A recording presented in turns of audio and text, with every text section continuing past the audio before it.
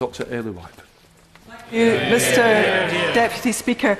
I rise to speak to the amendments in my name and the names of my honourable and right honourable friends. And I'm just sorry we don't have more time to debate these amendments more fully this evening. Like the Secretary of State, I too have a sense of déjà vu this evening because many of the amendments tabled today are very similar to amendments we debated at committee stage. So far, the Government has accepted only one opposition amendment to any part of the Scotland Bill, but at last we have seen Government amendments tabled in the last few days that take us a wee bit closer to what was originally pledged. I welcome the Government's tacit admission that the bill as it stood failed to meet the letter or the spirit of the Smith recommendations. And moreover, I welcome many of those belated amendments, including the lead amendment in this group and the amendment on abortion we debated earlier. They do address some of this bill's most obvious shortcomings. However, the SNP's amendments in this group, and there are more than quite a few of them, all seek to equip the Scottish Parliament with the power it needs to build a fairer society, strengthen employment prospects, improve governance and create a better future for our people. Mr Deputy Speaker, no issue encapsulates why we need Home Rule better than the issue of tax credits. That's why I am moving new clause 18 today, which would amend Schedule 5 of the 1998 Scotland Act to devolve to the Scottish Parliament the power to make provision for child tax credit and working tax credit. And perhaps a bit later on, but I want to signal that I intend to test the will of the House on this clause later. The issue of tax credits, more than any other in recent times, highlights the contrast between a UK Government that's willing to put low-income families with children on the front line in their ideological war of austerity, and a Scottish Government determined to tackle inequality and determined to give those children a decent start in life. I will give way to the honourable gentleman. Giving way. I just wonder, if they had control of tax credits, would they increase income tax to pay for them? I'm glad that the honourable gentleman has asked me that so early on, because had he been listening to events in the Scottish Parliament last week, he would know that Nicola Sturgeon's made very clear commitments to mitigate the impact. Let me answer this one in the meantime.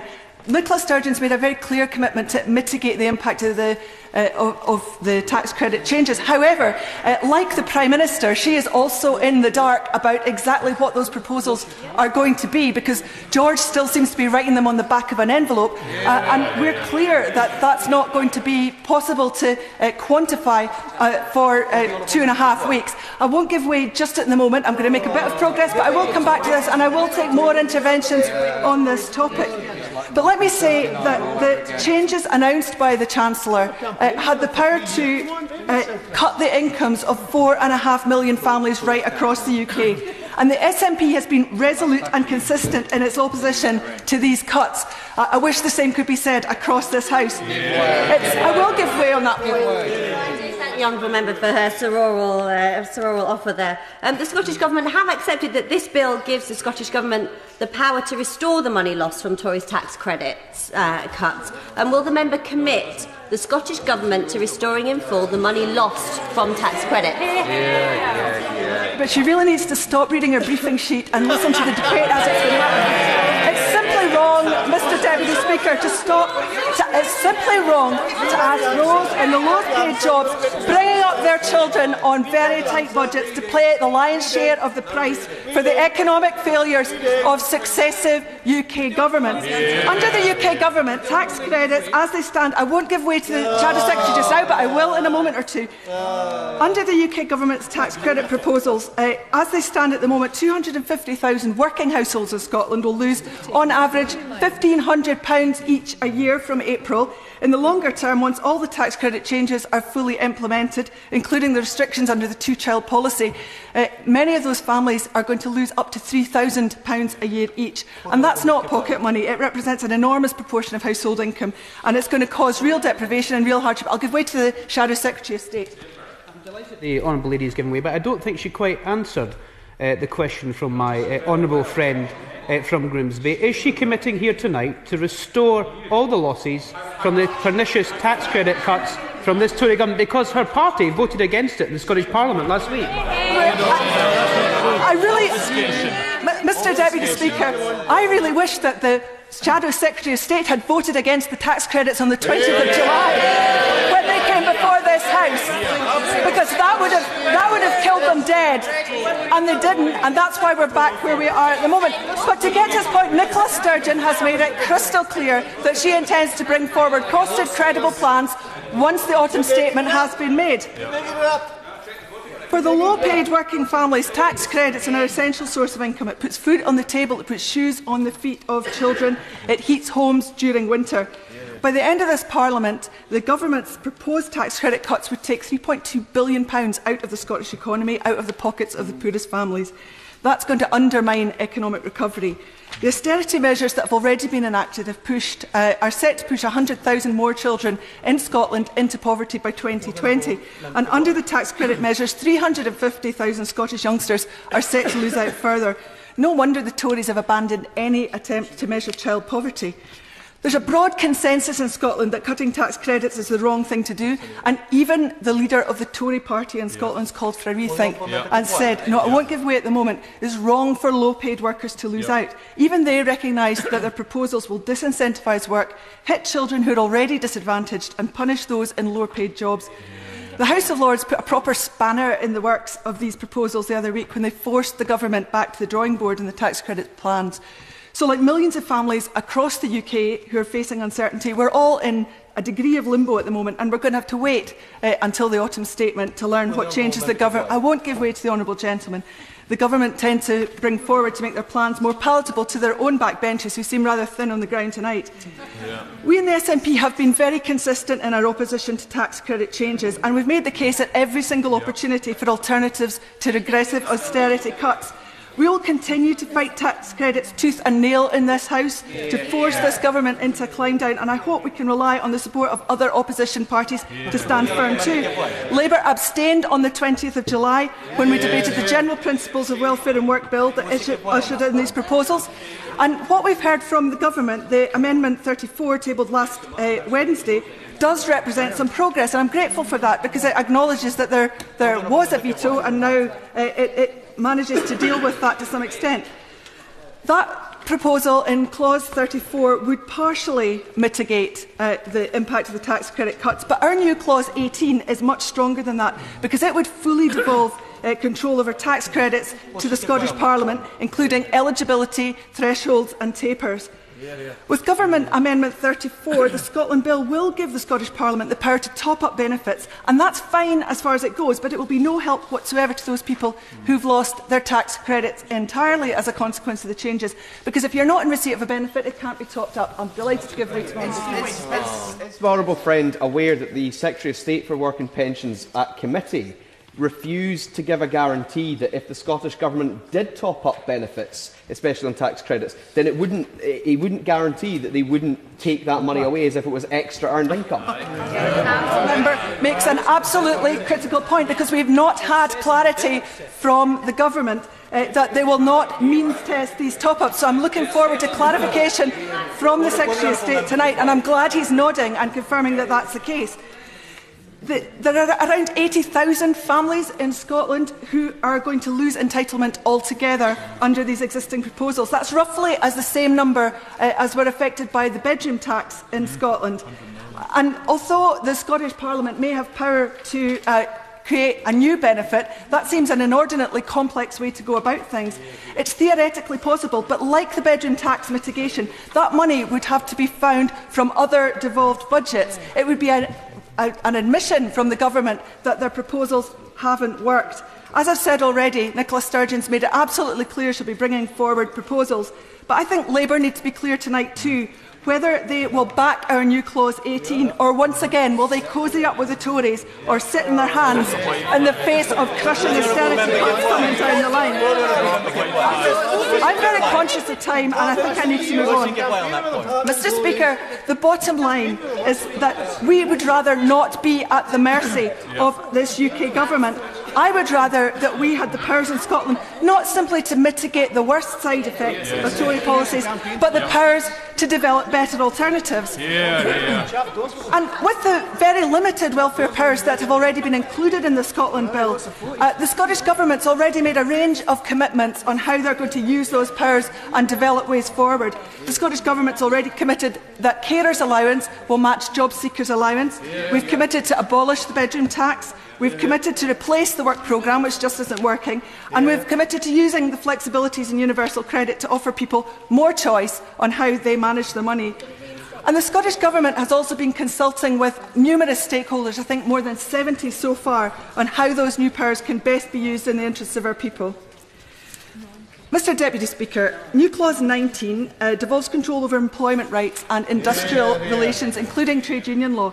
This is another place where the Scotland Bill falls very far short of the Smith Commission recommendations. And once again, this clause is extremely topical, given that tomorrow we'll be concluding debate on the Government's trade union bill. Last week I met with trade union members from my own constituency who left me with no doubt about the harm this bill has the potential to cause to our industrial relations in Scotland and indeed throughout the UK. By contrast, new clause 19 would allow the Scottish Government to take a different approach and maintain the benefits of the largely stable and constructive industrial relations we have in Scotland. I'll be delighted to give way to my honourable friend. I'm very grateful. Could my honourable friend confirm that the devolving of employment law and industrial relations is supported by Scotland's Workers' Parliament, the STUC General Council, and one of the reasons for that is so we can do more work with the Scottish Fair Work Convention and stop the scandalous situation of 46,540 cases of unfair treatment in the workplace.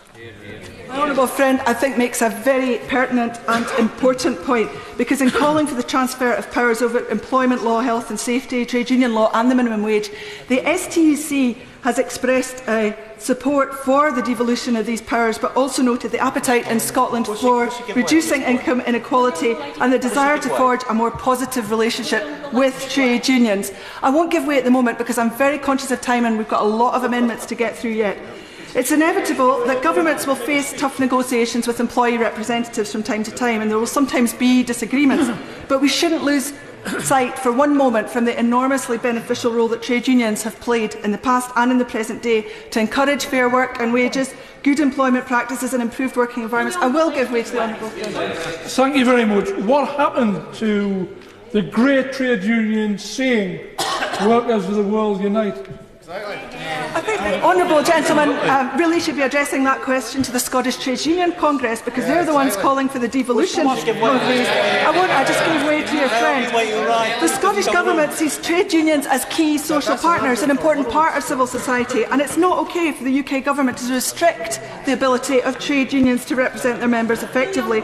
I'll be opposing that bill tomorrow, but we need those powers devolved, and there's an opportunity to do that tonight. Mr Deputy Speaker, there are a number of new clauses and amendments tabled in my name that relate to employment and social security, not all of which I have adequate time to debate fully tonight. But new clause 22 would devolve employment support programmes to the Scottish Parliament and would complement existing provisions in the bill. At present, there are significant restrictions on employment support in the bill, particularly regarding programmes that last at least 12 months. By devolving control over employment support programmes in full, the Scottish Government will be able to take more coherent, stronger and earlier action to support people into work. New clause 23 devolves all the working age benefits to be replaced by universal credit, and any benefit introduced to replace universal credit. Overwhelmingly, Civic Scotland has said that social security powers should be in the hands of the Scottish Parliament to allow us to tailor policies in line with our own priorities and values, and enable us to protect the children and low-income families under attack by the UK Government. The full devolution of universal credit would allow us to establish a much fairer social security system for Scotland. Mr Deputy Speaker, new clause 24 broadens the powers of administrative flexibilities over universal credit and devolves power over the conditionality and sanctions regime. The SNP has consistently highlighted the shortcomings of the sanctions regime and its manifest failure to protect some of the most vulnerable people in our communities. We've all witnessed the unacceptable explosion of food banks in the last couple of years, which is its most obvious symptom. The Government knows perfectly well that this system is not working, which is why they've announced changes, including the new pilot scheme in recent days, but they're tinkering at the edges of a punitive, bureaucratic and inhumane sanctions regime that's driving sick and vulnerable people to destitution and despair. The Scotland Bill is our opportunity to take these powers into Scotland's hands, and all progressive forces should join the growing calls from the third sector to deliver a more effective approach. Leaving powers over sanctions and conditionality in the hands of the Tories simply isn't good enough. Mr Deputy Speaker, new clause 27, which I also wish to move, would amend Schedule 5 of the Scotland Act and give the Scottish Parliament competence for equal opportunities in their entirety. Taken with the SNP's other amendments on gender quotas and equality, namely amendments 169, 171, 157, 172 to 175, this new clause would give the Scottish Parliament the powers to improve equality provisions in Scotland, including through legislation and regulation. I'll be delighted to give way to my honourable friend, and I'll give way to the honourable lady a bit later. I thank my honourable friend for giving way. Does my honourable friend agree with me and the view of the Equality and Human Rights Network Commission that outlines that devolving power over all equalities to the Scottish Parliament will enable the Scottish Parliament to legislate and give abilities to people that they've never had before? The honourable lady makes a point well, and I note as well that in the previous debate we talked quite a bit about the Human Rights Act and the role that that also plays in securing equalities. I will give way to the honourable lady. Thank you. I'm grateful to the honourable lady for giving way. On the question of devolving employment law, can the honourable lady explain to the House how this is going to work? How will trade union recognition work in practice where there are cross-border bargaining units or collective redundancy spanning both jurisdictions? How is that going to work? In answer to the honourable lady, I would have to say that she needs to remember that a great deal of the public sector is already devolved, and these issues have already been worked out. We already have devolution of a whole range of public services where some of those are negotiated at a national level, some of those are negotiated at UK-wide level. So it seems a rather redundant point, frankly. The Scottish Parliament has had a good track record of advancing progressive equality measures, and this would enable further progress in gender, disability, LGBTI and race equality. For instance,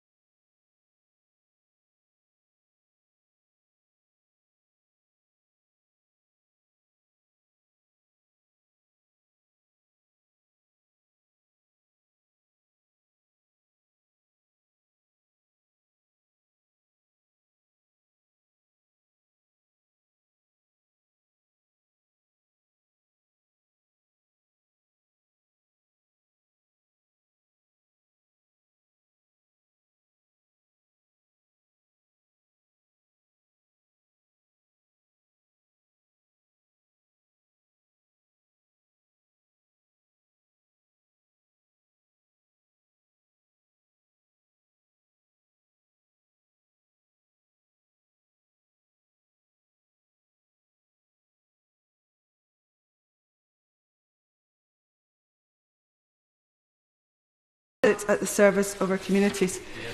There are a number of amendments and a miscellaneous range of subjects that I want to touch on before concluding, all of which would strengthen the bill.